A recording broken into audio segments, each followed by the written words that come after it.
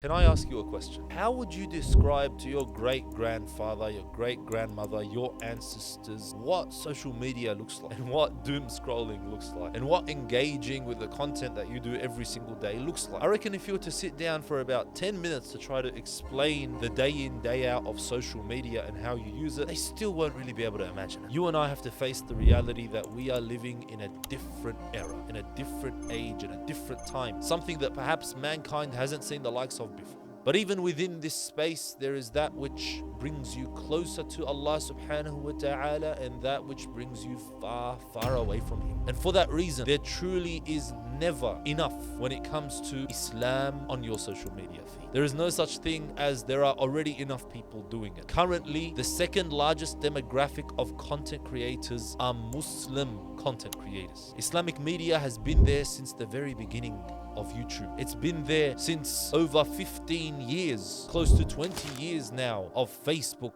and thereafter of Instagram, and thereafter of TikTok. And what we aim to do is to continue that mission, to continue to reach your heart, so that you may be reconnected to Allah subhanahu wa ta'ala. After Allahu a'lam how many reels, seeing that one reel that reminds you of Allah ta'ala, that reminds you of your deen, reminds you of your identity as a Muslim, that is Islamic Media's mission, to reconnect you to Allah subhanahu wa ta'ala in a world and in a space where things seem incredibly confusing and content is scattered all over the place. Join us for this journey where we connect to Allah subhanahu wa ta'ala in every space, in every context, in every fashion that we may possibly be able to connect.